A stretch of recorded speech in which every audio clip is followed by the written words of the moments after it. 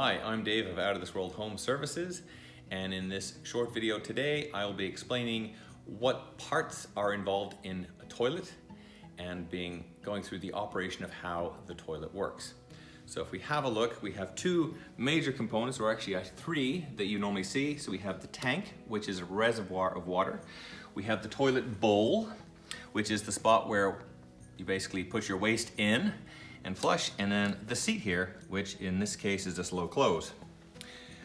The tank is generally the part that has most bits and pieces in it, and we have our handle here that generally you'll see from the outside. You flush this, and it operates a flapper, which is the general term for it, which rises up and down in the water in the tank, and then the bit that the flapper sits on, this whole piece underneath, is called a flush valve, and that's what actually sends water to the bowl.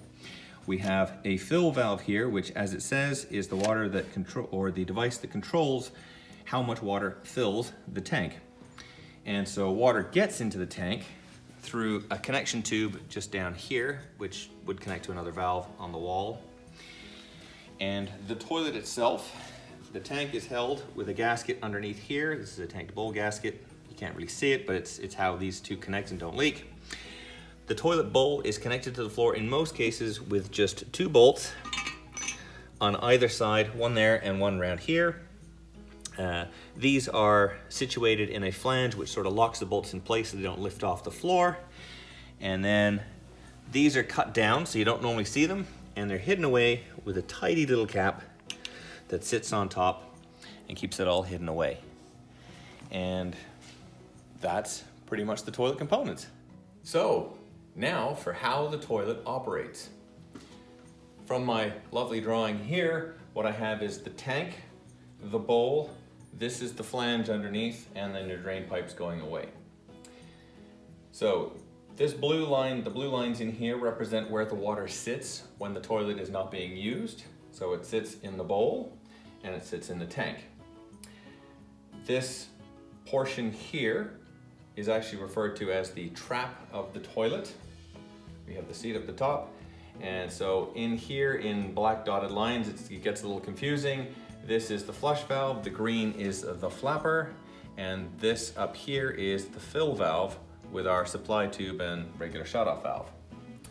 So when the toilet operates, what happens is the handle's pulled, the flapper goes up in this direction.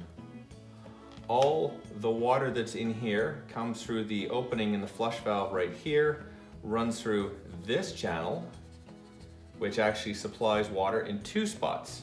So it supplies water here, which is around the rim, so typically where we see water swirl around in the bowl itself.